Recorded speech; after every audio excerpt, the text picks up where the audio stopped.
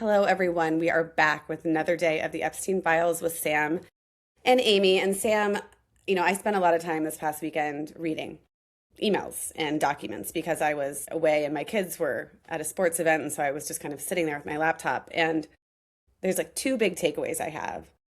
The first one is I had to stop at a certain point because I actually felt sick. But Mm. the second one, and I was telling this to my mother, I've raised venture capital, so I've met a ton of VCs. I've worked for multiple billionaires. I thought I had a sense of how people operated in that world at that level. I didn't. I had no idea. The the fact that like my takeaway from the Epstein files is we're not even playing. It's not that we're not playing by the same rules, we're not playing the same game.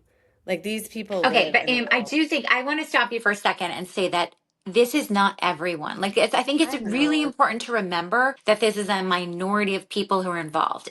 It's 5%, it's not 95%. And I think it's really important to remember that because it's not this is the game they're all playing. Like, come on, first of all, pedophiles, 1.5% of the world are pedophiles, right? And these men, even if they weren't involved in those things, the ones who saw it are still 5% or less, right? Well, so this is my other big takeaway to like push back on that a little bit. This isn't just about the sexual abuse of children, which is the most horrific part of all of this.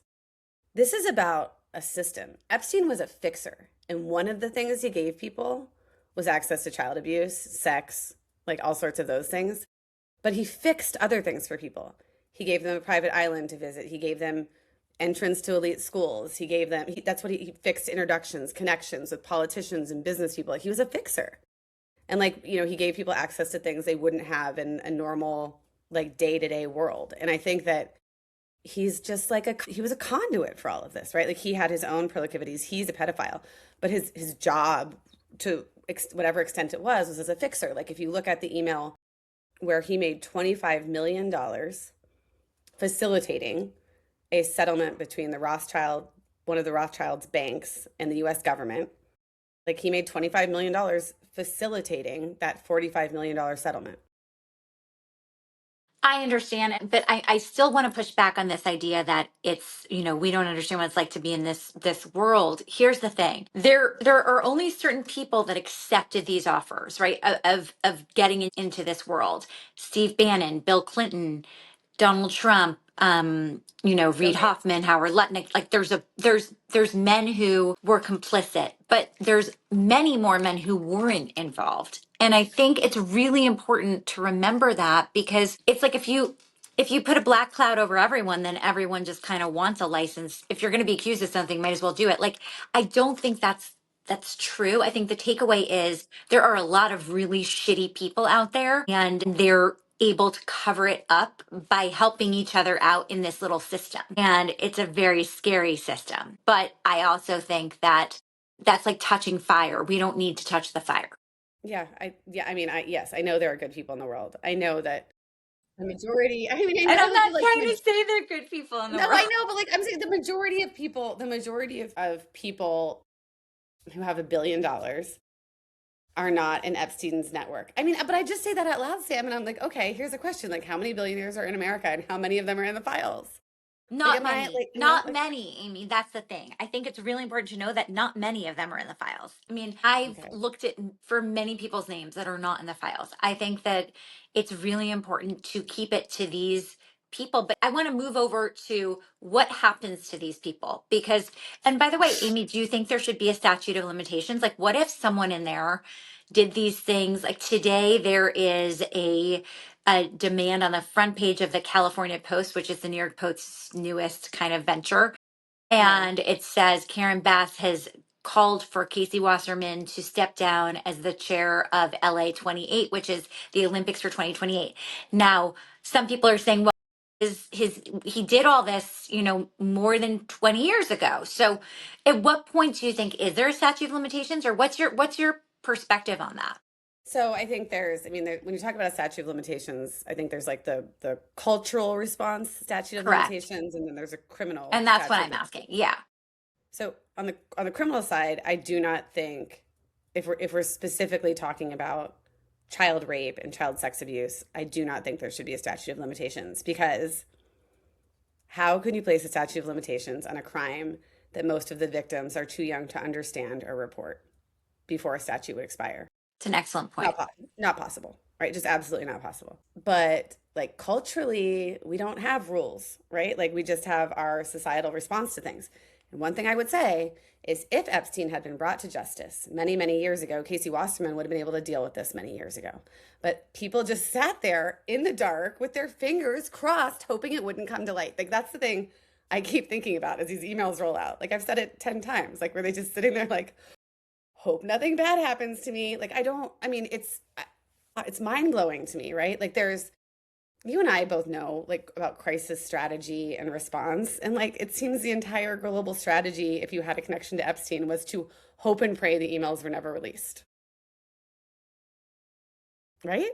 Well, I mean, now they are released and they're redacted, and it's very hard to see exactly what's going on, frankly. I mean, even if you pour through it, even if you assume, UJC is Bill Clinton, like even when Like you're going through all that, you still don't have all the information you need.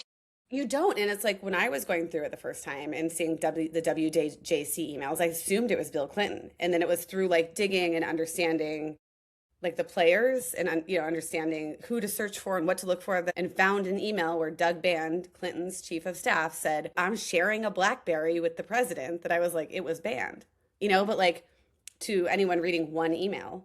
And this is the problem with emails. It happens in criminal cases everywhere, right? Where you can take one email and interpret it however you want to. In fact, there was in the 90s, Bill Gates was involved and Microsoft were involved in this massive antitrust case that cost Microsoft an enormous sum of money. And after that happened, Jeff Bezos famously said to the New York Times, we are deleting emails at Amazon after 90 days because I don't want anyone to misinterpret anything we write. So we're destroying them. Which brings me to another point about the Epstein Files and something we'll never truly know.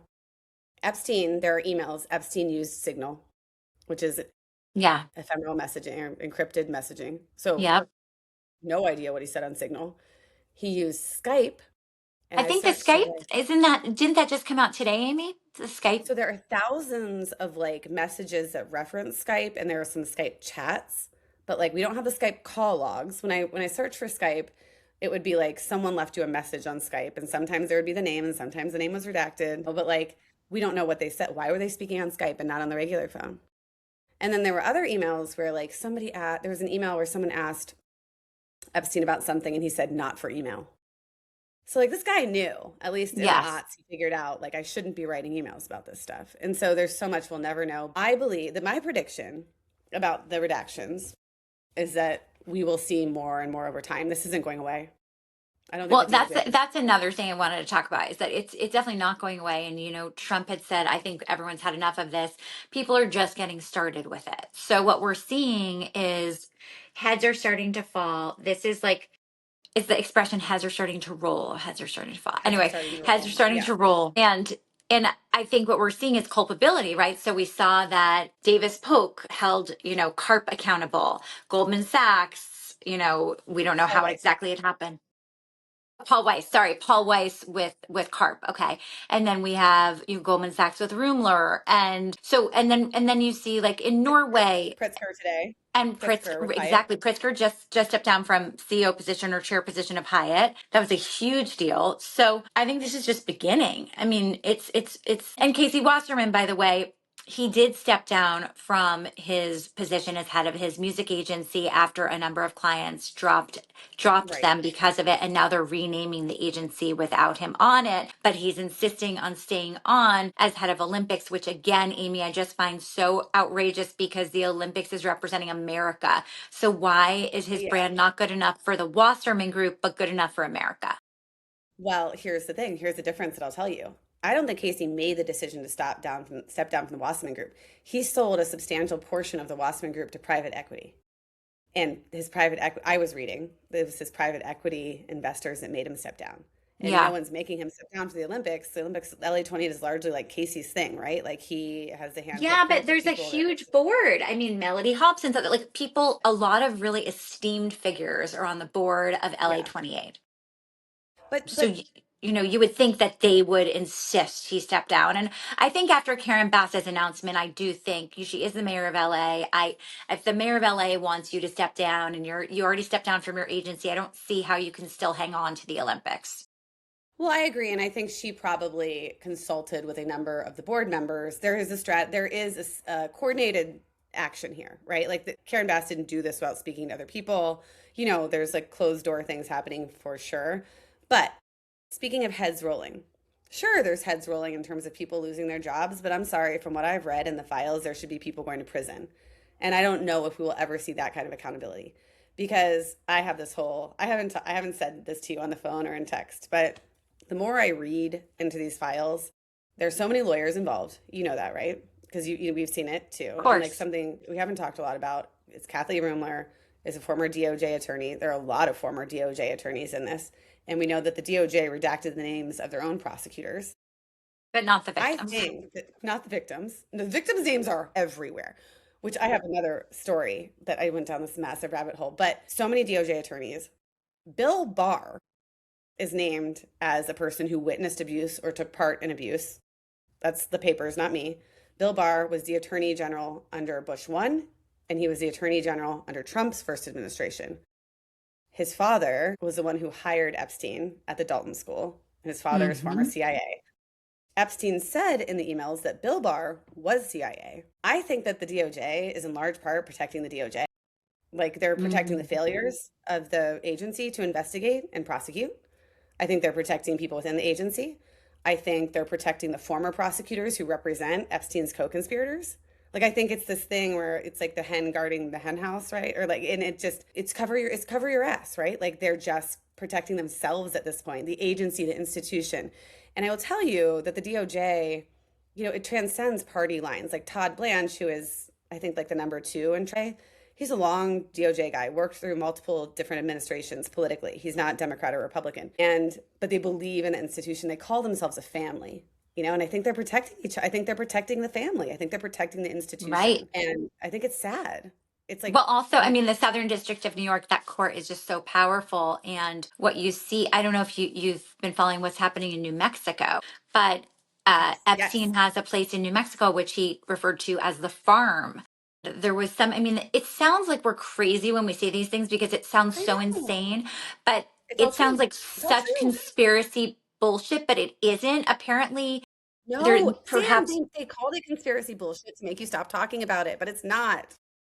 mean, but there are a lot of conspiracy theories in the world Right. that are false. I mean, this happens to be Yes. true. So basically, he had some idea that he wanted to impregnate all of these women. There were girls who called themselves human incubators. Apparently, there's some dead babies or bodies that are buried on the farm in New Mexico. And so apparently, the state of New Mexico was about to go in there and dig things up and investigate. And they received a message asking them to stop from the Southern District, for the court of the Southern District of New York, asking them to stop investigating. And now it's back on. And today it was announced It's on. that they're going in there and they're investigating. And this goes to the heart of the problem too. I think with all of Epstein that I don't understand, and which makes me think the I don't know if Epstein was intelligence, but I can tell you that the federal government had some sort of interest in Epstein that they do not in everyday Americans, right? Because even in Florida back in 2006, 2007, it started out as a local investigation, a local police investigation in Palm Beach against Epstein. Yep. Why in God's name the FBI got involved in that, I don't know, right? Like it could have been a Well, it local was or a state trafficking prosecution. across state lines. So Well, that would you know be an what? FBI Epstein thing. was never ever charged with the Mann Act. Even in the Mann Act is taking women or minors across state lines for the purpose of prostitution. That's the Mann Act. It's what they charged Diddy with in the Southern District of New York. They never ever charged Epstein with that, even when they arrested him in 19. Which it's like, why? I don't know why they didn't charge him with violations of the Mann Act. It is the most simple path to get anybody. It's why they charged it. It's the only charge that stuck with Diddy because if we talked about this, I think Diddy should have been prosecuted in New York State and not federally. And even if there is a federal crime that they could charge someone with, the state could do it. It doesn't have to be the feds. The state can do it. You know what I mean? They can do it concurrently. The alleged killer of the UHG Yeah. CEO, he is being charged both federally and in state court. Didn't have to only be the feds. There's something up that it had to be the feds, right? And so Wow. that doesn't make any sense to me. That's where I'm like, there's something there we don't understand. But the fact that they never searched Zorro Ranch is beyond. That's the New Mexico ranch for people listening. Yeah. That's the New Mexico Ranch, the farm. But the FBI can go get a search warrant for quite literally anything. You know, they're like, oh, you have to have probable cause. Okay, you have to have probable cause. And if you don't know like how that happens, the probable cause is the prosecutors, the FBI write a warrant in secret saying we think a crime happened with like secret facts, and they get a judge to sign it. Like nobody's contesting any of this. Like you can get a warrant to search anything. It's really a stunning power. They could have been in there years and years ago. The other thing with the warrants, like the bank records, where are the effing bank records? They tell the entire story. The bank records always do. Correct. If Where are we the had the bank? money story, we would tell the whole story. I mean, that's And what's why don't insane we? here. Why don't we? Why don't we? Like, why don't we? I can't. There's some things. It's just like, they say the cover up is worse than the crime. Like, what is the In this cover case, I up? don't think it is. It's impossible. But I do think if you look at the Palm Beach thing to answer your earlier sort of, rhetorical question, it's possible they got the FBI involved because everyone in Palm Beach is compromised. Because if you think about the number of people in Palm Beach who are in these files, it's like half the town. I mean, it's really incriminating. Amy, I know that I'm our living clock. We are out of time. We have 30 seconds left. How do you want to wrap? If you have any questions for us or there's anything you want us to dig into, please let us know. I think tomorrow we have to tackle Reid Hoffman. I was just going to say that. I want to talk tomorrow about Reid Hoffman for sure. And I also want to talk about Elon Musk and Yes, even I was their going to ask about relationship. Elon. Yeah. Yeah, they do not like each other at all. But I wanted to talk about like what we think about Elon being in the files too. All right. That's tomorrow. Bye, everyone. Bye.